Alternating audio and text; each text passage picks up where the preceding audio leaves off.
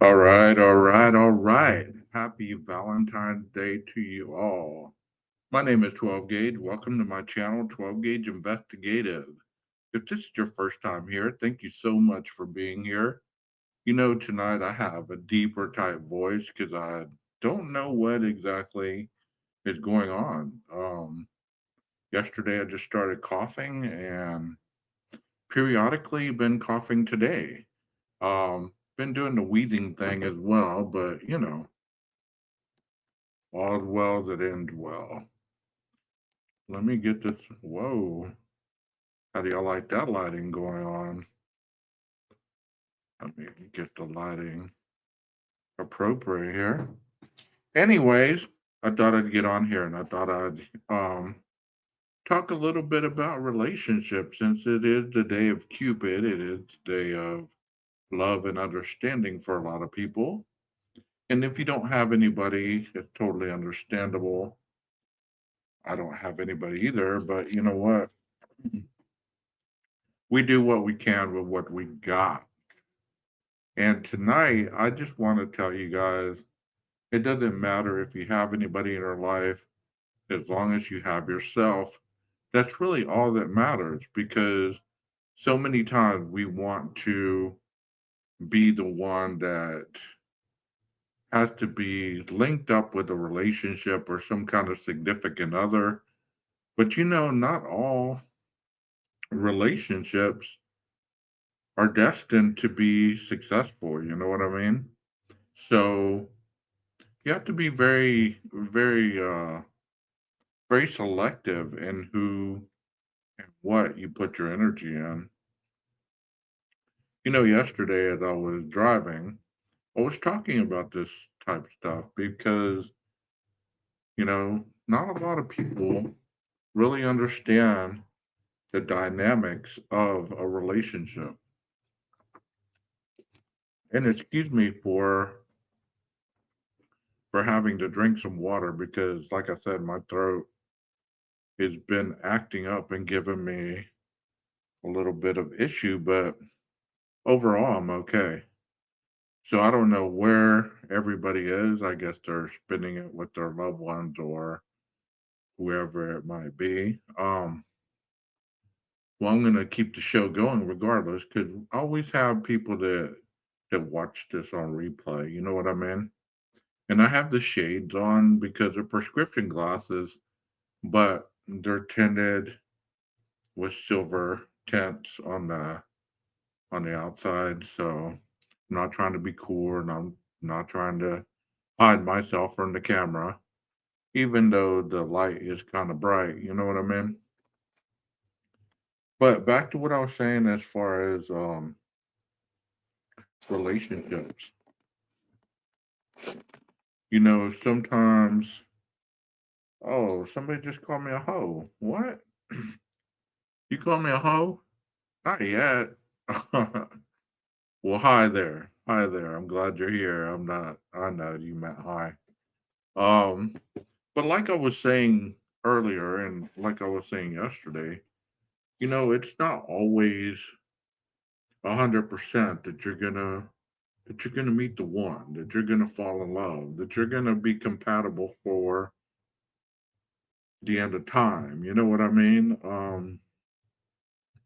But there's certain traits that you look for regarding um, a partner.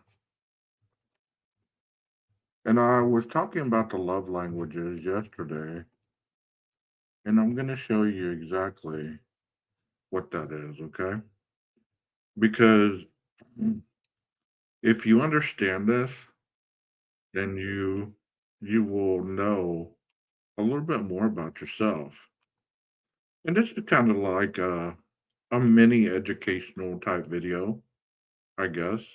I am talking relationship, but yet I want to educate at the same time. And this is the love languages that we all possess. Let's watch it. What's going on, guys? Today's video is going to be on the book The Five Love Languages: The Secrets to Love That Last by Dr. Gary Chapman. So, have you ever been in one of those relationships where you think you're doing everything you can to please your partner, but they're still feeling frustrated and unloved? I mean, you're giving them compliments. You work hard all day to bring home the bacon and pay the bills. You give them gifts, and you even do some I mean, like I was saying yesterday, many times people just don't understand the love language that they possess.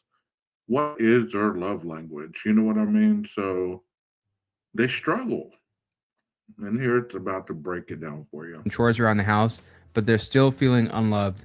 I mean, what more do they want, right? It's incredibly frustrating and annoying. Well, the reason why they aren't feeling loved, in short, is that you're not speaking their love language. The premise of the book is that people don't give and receive love in the same way. Most of us think that the way we want to be loved is how others want to be loved as well, but this is not the case. There are, in fact, 5 love languages. This is huge because if you're not speaking Okay, so there they are on the side. There is words of affirmation, their quality time, receiving gifts, acts of service, and physical touch. Those, my friends, are the 5 love languages. So here we go. the same language as your partner, then you could be missing the mark completely and not even know it. It's basically the equivalent of a British guy trying to talk to a Chinese guy. It's not going to go well because they're simply not going to understand each other. If you're going to have a strong relationship, you have to know how you and your partner both give and receive love. And I'm going to ask that big question right now to anybody who's in the chat, anybody who's watching the live. Do you understand your partner's love language? Do you understand your love language? I gave you the 5. So, do you understand what it takes in order to be not only a giver, but a receiver? Because it takes two-way street in order to reciprocate the love that you want. You know what I mean? We just can't be like, well, you know what? I give you money, I give you time. So therefore, what else do you want? Or, you know, on your birthday, I'll buy you dinner, I'll buy you flowers, whatever. But the rest of the year, I do nothing for you. I, I hear a lot of people talk about, well, I'm tired, I work hard, I do these type of things. I get it, bro. I get it.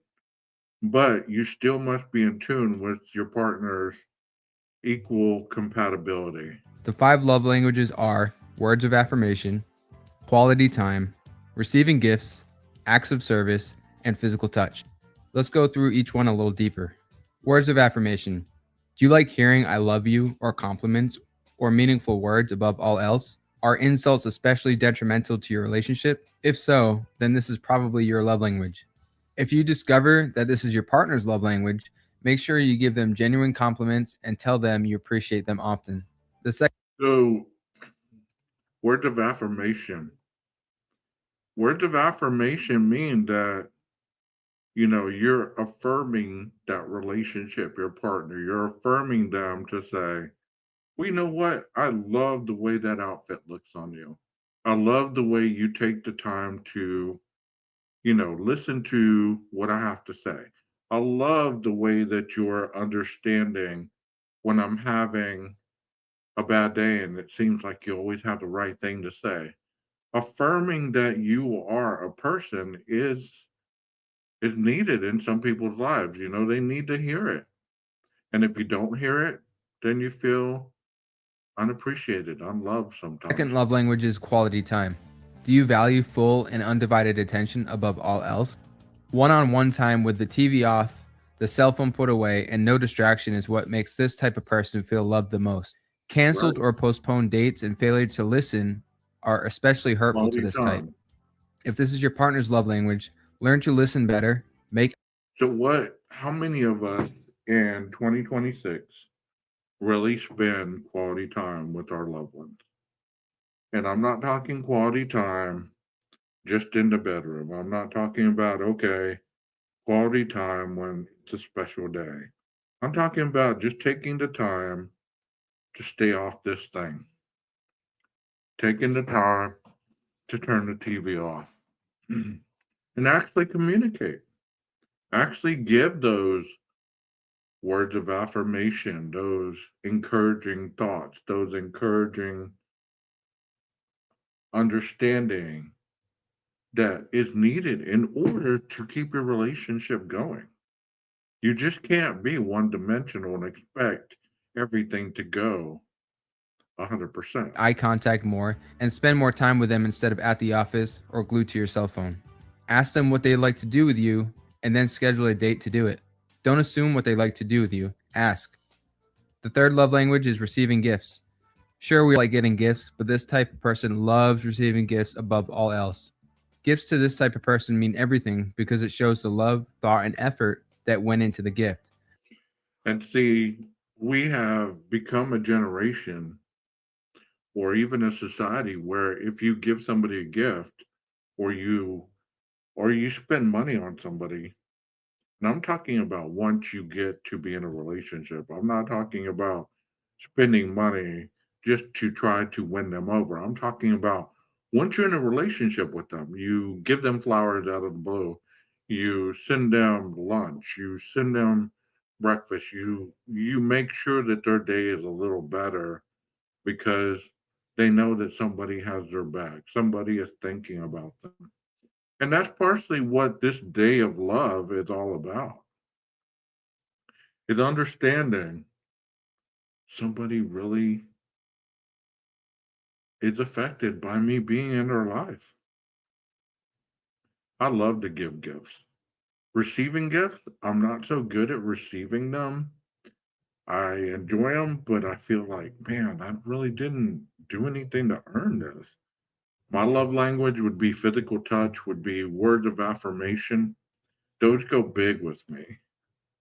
Receiving gift, not so much. I'm a giver. I give the gifts. I'm not talking about materialistic or the cost of the object, but the thought behind it.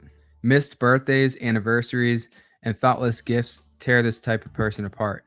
The cost doesn't matter, it's the thought.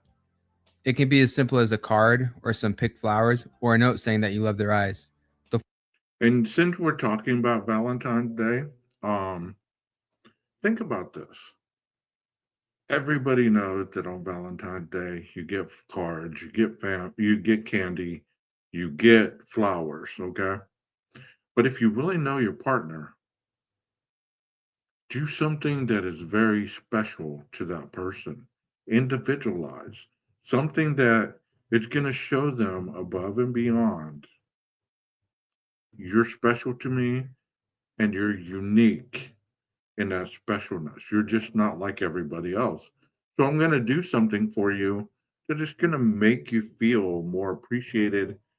And whatever it is that you do, you make sure that this person is attached to this situation. fourth language is acts of service. Chores around the house or errands that ease the burden of responsibility are the loving characteristics of this love language. This This can is be as simple another as taking out the trash, paying the bills, doing the dishes, picking up the kids from school, and so on. Broken commitments and laziness can make this type feel unloved. And lastly, physical touch. This doesn't necessarily mean sex. If hugs, cuddling, holding hands, and thoughtful touches are the most important thing to you, then this could be your love language. If their physical presence is crucial to you, then this could be an indicator as well. Any kind of neglect or abuse would destroy this type of person and their relationship. So, which one do you most strongly identify with? Keep in mind, well, there they are once again. Word of affirmation, quality time, receiving gifts, active service, and physical touch. Which one do you attach yourself to the most? And which one do you hope that your partner either is able to reciprocate which love language you have?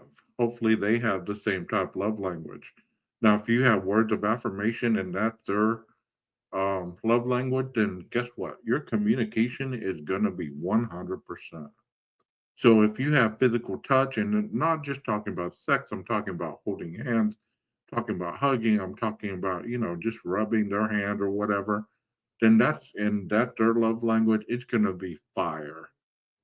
Quality time. If you make time for your loved one and that is their deal too. They make time for you and themselves. Gonna be fire. Acts of service. If you are a giver and they are a giver, guess what? Two givers giving to each other, gonna be fire. Receiving gifts, if you're not a receiving gift type person, but they are giving, guess what? Maybe they're giving you positive words of affirmation as they're giving the gift, and that is your love language. Guess what? It's gonna be fire.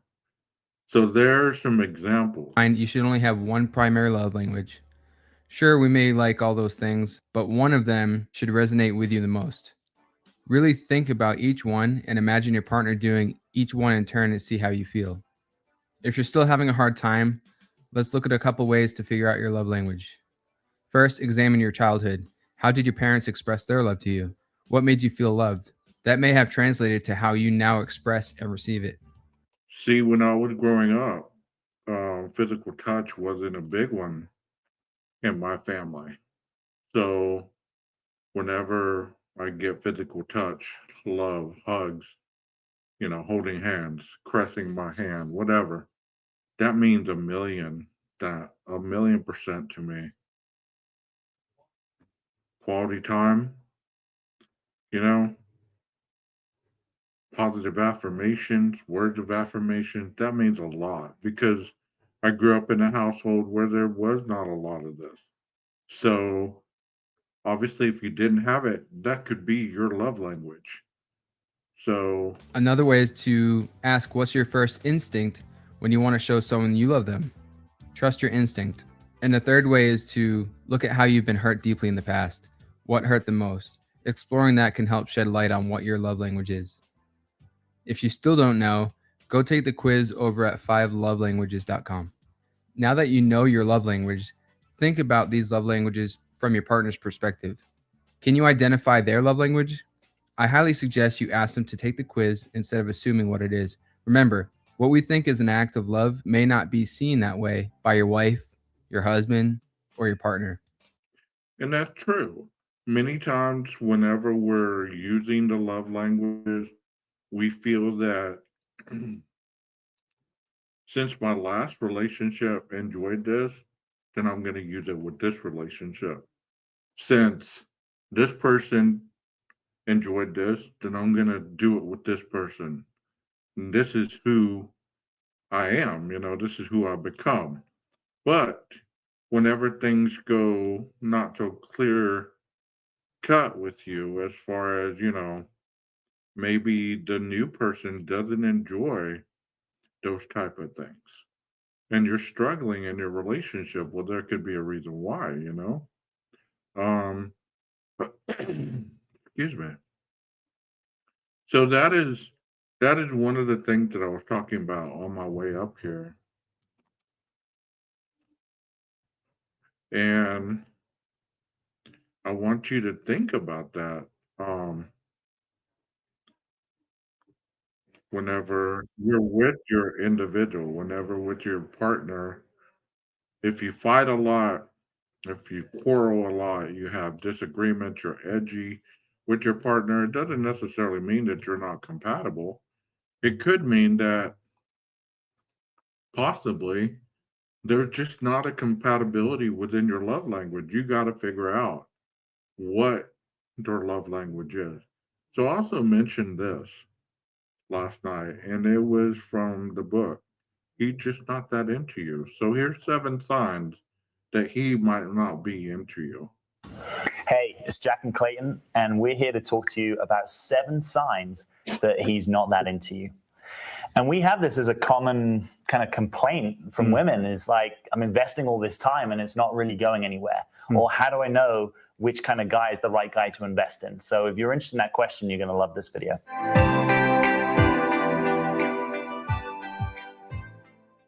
So do you want to open us up? Yeah. So the first point is that he won't connect with you more than twice a week. And I'm not talking about text messages, but we're talking about actually deep conversations or actually seeing you more than twice a week. Long distance relationships is a different story. But in this context, if he's not willing to actually be in your presence or emotionally connect with you more than twice a week, then he's not really investing. What's actually happening is. So think about that. If somebody is not emotionally connected to you and they're unwilling to connect at least 2 times a week, That's a red flag number one. I want y'all to really invest your time in this video because if you're having relationship problems, could be a reason why. It could be a quick fix. He's investing just enough to keep the connection alive, but he's not forwarding or deepening the interactions and the connection with you. Point number two is that he's not being that vulnerable with you. So this is a good chance just to slow down a little bit and tune in and notice how deeply is he really revealing himself to you? How connected is he willing to be with you? How much does he share his challenges and his issues and get your support on them?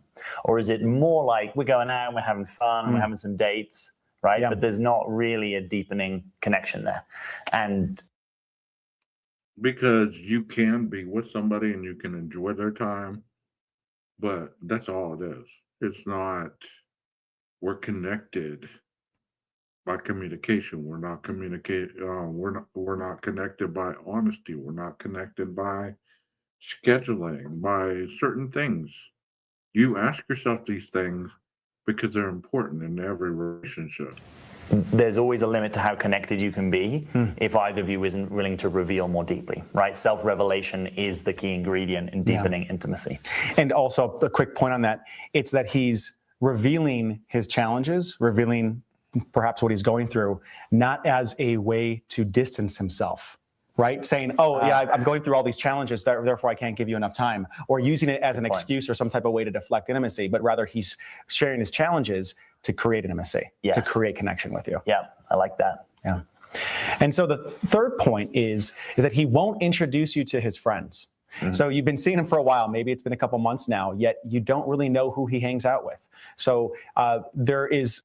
Well, let me give you an insight on that one, because that's a big one. That is a big one. Not necessarily introducing you to his family. That's later on. But if he won't introduce you to his friends or vice versa, there's a reason. There's a reason for that. So you have to ask yourself, what is keeping this person from showing me off, so to speak? Are they ashamed of me? Are they embarrassed of me?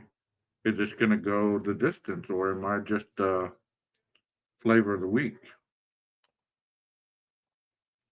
I used to not really introduce. Well, that's not true. Most of the time when I was into somebody, and there were, real relationships, I would introduce them to the people that were closest to me, who spent more time with me. I've lived in areas where I didn't have those type of friends. So if you're watching this and I didn't introduce you to my friend, don't take this as me shunning you or anything like that, because there were times that I didn't have any of those friends around to introduce my significant other to. But there were times when that had to meet their kind of approval, so to speak. Not necessarily, but you like the people who you hang around to enjoy your partner. Something to just note, have your antenna go up. If he's not bringing you into his life and introducing you to his friends, it's probably not that serious, or he doesn't actually see you as somebody that is worthy of introducing to his friends. And it might not necessarily have to do with you, but it's because that he doesn't see a future vision with you, where getting you tied up with his friends is something that is comfortable or even accessible for him right now. There you go. Maybe that's just not the sort of natural flow of the way that you two relate for whatever reason, right? So it may not be that he's sort of being deceptive and like, oh, I'm kind of keeping you quiet and not introducing me to my friends. It may just be, that's not really what feels like I want to do with you. Right. And if that's true, you want to know about that. And then you get to choose, do I want to be in that kind of relationship? Yeah. So point 4 is about dimensions of relating with a man. And you might know that he's just not the one for you if you really have what we're calling one-dimensional relating. And that can sound like a fancy phrase. What it really means is that there's only really one domain of life or relationship that you're in with him, right? So maybe you always visit each other at your houses, but you never go on a trip together, you never hang out with. And this is a big one too, because it's hard to understand what they're talking about because you have to really understand who you are with. Like if, and I'm not talking about married couples that have been together for a long time. I'm talking about these relationships that are either going somewhere or they're not. Um, if all you do is meet up to go to the gym together, or you meet up and have margaritas after work or whatever, but you never do anything else, or maybe it's just a after midnight type meeting up, then you should know what the deal is. Any kind of interaction after 10:30, bro, I hate to break it to you, but that's a booty call. He's not that into you. And vice versa. Friends, you never go to the movies, you don't go on public restaurant dates. You don't play volleyball in the park. Right. Yeah. So there's this kind of restriction or box, whether it's been named or not, and that's really the box that you guys are playing in. And we're not making that wrong. We're just encouraging you to notice it. And if you notice that's not what you want, that you actually want a multidimensional relationship with a man and you're ready for that, then this may be a sign that he's just not that into you, right? Or he's not into you enough that he wants to play, or that the natural flow is for you guys to play and hang out in different domains. That's great. Yeah. Yeah. Now, this next point, point 5, this might seem incredibly obvious for some, and for some, maybe not. It comes up a lot. And it's, if a man actually says point blank, he doesn't know if he can give you what you need. Or I've had women tell me before, he says he feels like a wild animal, or that he's not in a point in his life where he can really give me the attention that I want. Okay. If you, as a man, and I'm going to break it down for you right now, if you, as a man, have to ask your significant other, what do you need? What is it that you're asking from me to give you? Bro, she's not the one for you. Because at a certain age, you should know how to treat a woman. And I'm not talking about treating little girls, I'm talking about how to treat a woman. A woman should never have to tell you how to treat her. You should know. You should know by body language, by the 5 love languages. You should know how to keep her engaged. And if you don't, and you're constantly arguing and you're asking those questions, well, what do you need? What do you need? What do you need? What do you need from me? Well, they probably have already told you. They probably need your time. They probably need your understanding. They probably need your support. They probably need your caring and love. Money and all that other stuff, sure it goes into that, but those aren't the only needs. I think that some people can get it in their mind that it's just a matter of waiting around for him, or perhaps convincing him of your value, or that he's going to change his mind if he just sees how much you care about him and how much of a support you can really be. And 9 times out of 10, I would actually say probably 99 out of 100, you're not going to change him, because as Jack alluded to earlier, he is in a certain stage of his own masculine development. And if he is able to articulate that he is not ready for a relationship, or he's not ready. And that's interesting that he's talking about that, because I've always, if you've listened to my show, I've always brought up the stories of, having the right people at the worst time in my life. Well, that's never going to work, because you're not in that transitional phase where you're at where you need to be in order to be healthy in a relationship. If you're going out drinking all the time, you're chasing every woman under the sun, or vice versa. If you're a woman, take this the other way. If you're living that lifestyle, but you expect to be faithful and honest and reliable to one person, maybe you're not in that time frame of your life. Maybe it's not your time. So quit trying to engage your time, your energy, and your love with someone who is just here for a good time, for the moment. Someone who enjoys your company, but doesn't enjoy it enough to give you what a true, honest relationship aspires to be. To meet you where you want to be met, believe him, because he's just not that into you, or he's just not available for what it is that you're wanting. Yes. Yeah. Yeah, there's an important piece in there, which is early on in dating with a man, it's like actually listen to what he's telling you, whether directly or indirectly, about what he is available for. Yeah. And most men actually, as long as they don't feel too judged or threatened, they will reveal that. Yes. Right? When they're kind of making it clear that they're not that available, that's probably the truth. You know, rather than you kind of being in some fantasy about, oh, I'll make him be more available. No, you don't want to miss a lot. You know, if somebody's telling you, hey, I'm giving you all I can, but that's not enough for you, then that's not enough for you. You can push all you want.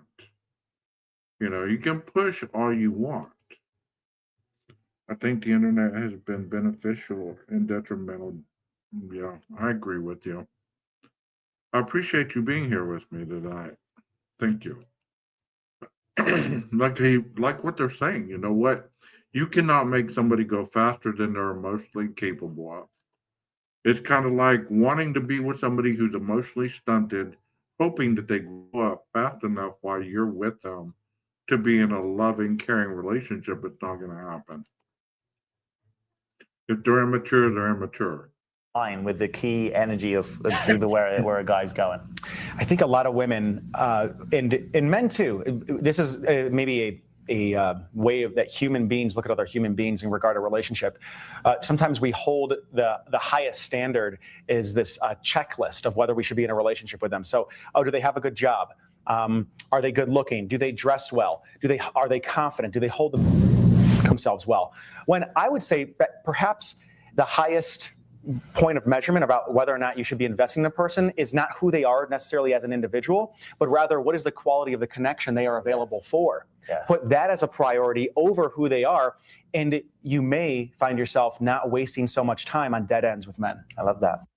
And also, you have to understand at phases in your life, like when you're in your 30s, 40s, and 50s, you're not aspiring the same thing you were aspiring in your 20s, in your teens. You know, you're hopefully beyond all that. Hopefully, you're beyond all that craziness that you had during those times of your life.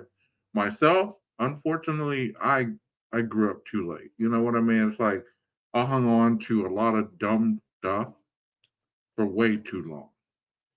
And that's one of the reasons that I'm not married at this point. One of the reasons that, you know, I really don't have a successful relationship at this point, even though I have some wonderful prospects. I have one that I really adore, and I'm actually trying to manifest that into something more than, you know, what we have. But I'm taking it slow at the same time, you know, just in case it doesn't go the way that I want it to go, or the way that she wants it to go.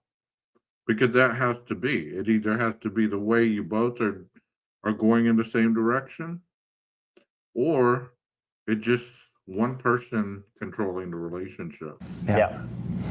All right. So in at 6, Yes. we have he's not including you in his plans. So this is another way that you might notice that he's not into you, is that he's not really furthering plans with you in the future, right? That's so maybe right. he's talking about some work due that's going to happen, and he's not talking about you coming with him, you know, or he's not talking about, hey, what do we want to do next month? He's talking about what he wants to do next month. Maybe he's got plans to travel, and they're not co-plans. And again, none of this is about making him wrong. It's about you, right? It's about what do you want, and are you getting it? Exactly. And you actually being sober. This doesn't sound super sexy sometimes, right? But you being sober, if this guy's not really willing to make plans with me, and we've been hanging out for a long time, he's probably not willing to make plans with me. Yeah. And these are examples. Don't take this as a check off list. Here's another one. Number 7, you feel like you are subtly chasing him, or you feel. There you go. You feel like you're doing all the chasing. Have you ever been in those type of situations where you feel like you're the one that's chasing after someone who doesn't want to be caught? After you're investing all your time, your energy, your caring, your understanding, and you're chasing something that you hope to catch. and you just get close enough and it slithers out of your hands. Also, if someone's broken, let's say they're freshly out of prison, they're they lost their home, they have all these insinuating circumstances. You can't be their savior. You can't. Because what they're going to do is be fixated so much on building their life back, they're not going to see you as a relationship potential rather than a stepping stone to getting where they need to be. Whether it be this is the person that's helping me with a house, this is a person helping me with the car, this is a person that's really emotionally building me up when I can't build myself up. So don't chase after those people that don't want to be caught. Like you are constantly initiating. And if that is the dynamic where you are consistently initiating, look, if he's into you, you will know it. He will typically step forward and there will be initiation on his part that is more than twice a week. And if you are feeling like you are chasing him down, not only is he probably not that into you, but you're also possibly filling a space in between the two of you where he isn't given the opportunity to step into his masculine and actually claim you as his woman. We have some other videos where we talk about that actually. And in fact, it seems like because that's something that I talk about as well a lot of times is role reversal. You know, I know that in this day and age, the women want to be independent, they want to be self-reliant, this and that. But you know, at one point you have to be, and this is not going to go over well with a lot of people, but you have to be subservient a little bit enough to get caught. You know, you got to do enough to let the person catch you if you're really into them. And let's see the women's perspective on this. Let's see what the women say about the guy. Because I'm always equal in getting both sides when I talk about topics like this. So here we go. My channel, and thanks for joining me on another video. Today I'm going to be talking about signs that she's just not that into you. Unrequited love, it's the worst, but it happens to every single one of us. Everyone has had a crush, or even in modern times been talking to someone on a dating app, or been on a first or second date, or maybe even dated someone, and you're just getting signs that maybe this person just isn't quite feeling the same way you are. You're putting a lot of your time and effort into this relationship and it's just not being reciprocated. So what are signs that you can look for in order for you to kind of shut this down or talk through something that needs to be talked about? Because you don't want to be wasting your time with someone who you Yeah, because have you ever felt like you were chasing somebody that didn't want to be caught? Or maybe you were chasing somebody that were into you as a friend, but nothing more. You know? You were friend zoned. think you really like, but actually she's not really feeling the same way about you. And it's better to end those relationships, even if this is someone that you've kind of pined for. This might be someone who you think you're going to be spending the future with. This might be like your dream lady. And this is why you're choosing to dismiss all of the signs. Or maybe this is just someone you're casually dating. But it's good to look for these signs just so you know what's up and date in a very intelligent, informed way.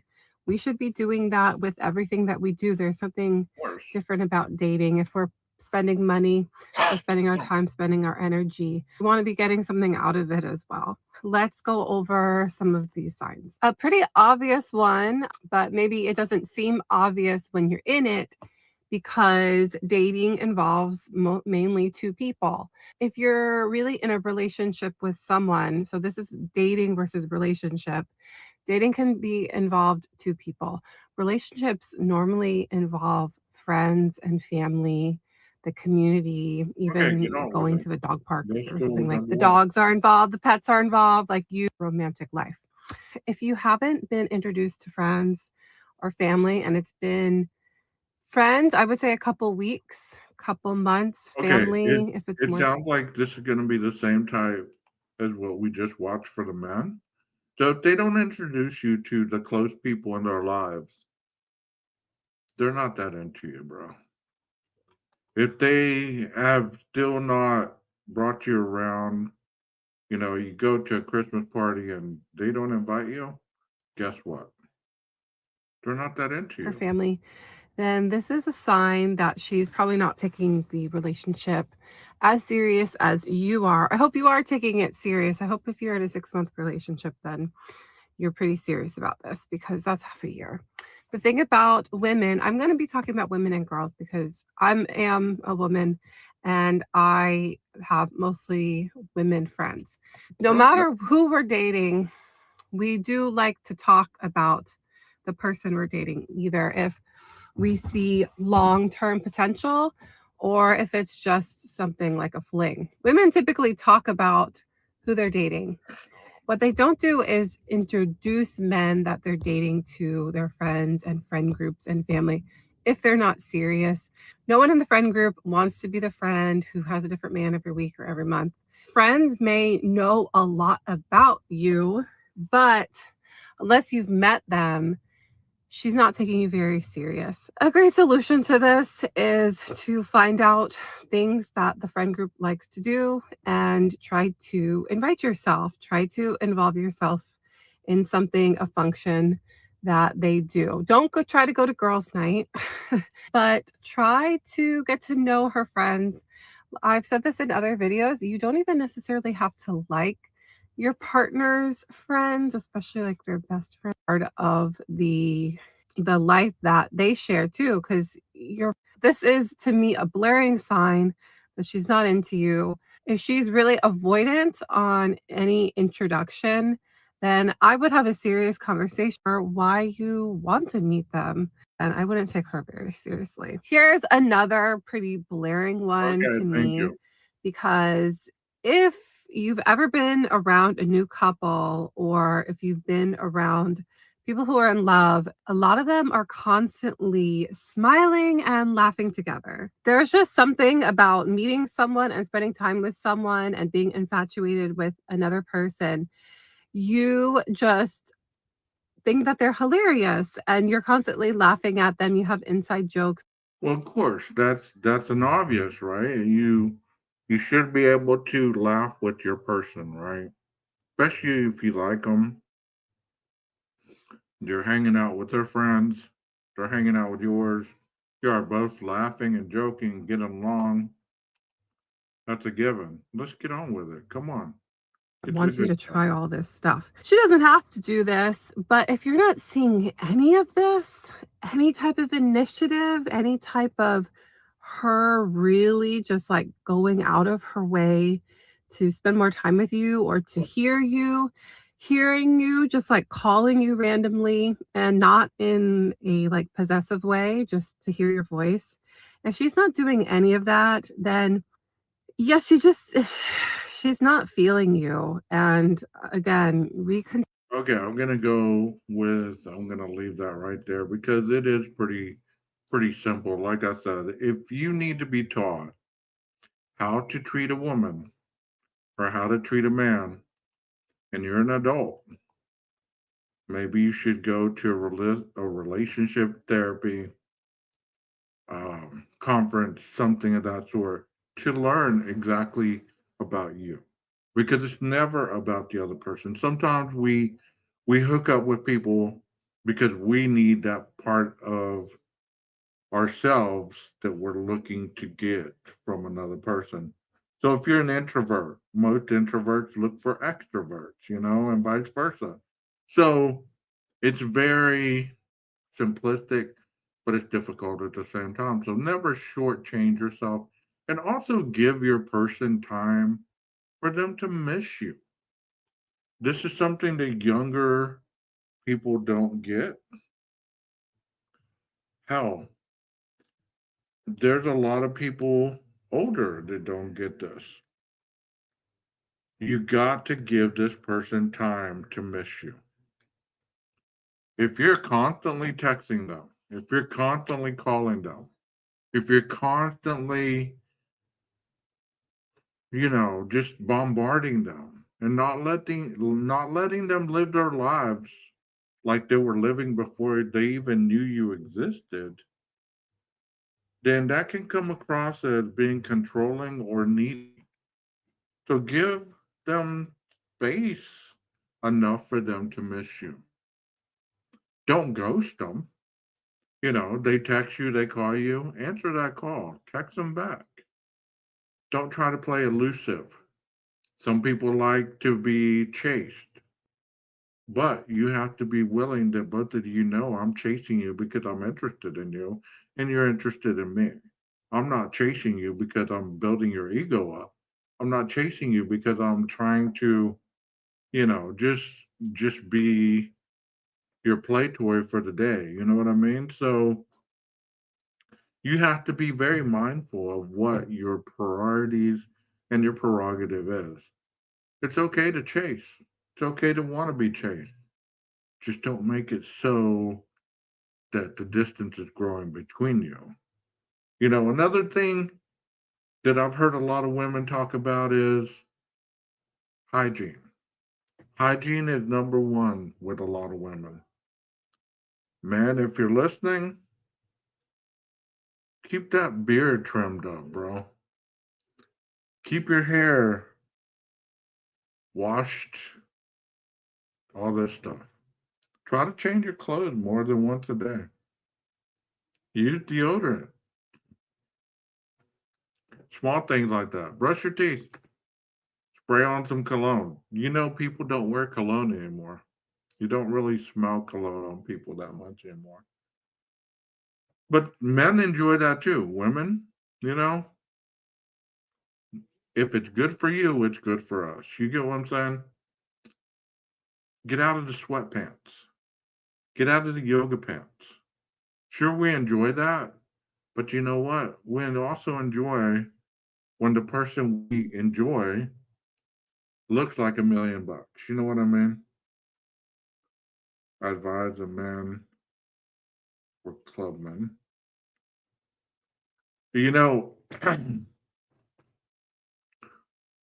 I love it when a woman dresses up. I love it when she's looking like $1 million. I know it takes time. I know it takes energy. I like it when she smells good. I like it when her skin is smooth.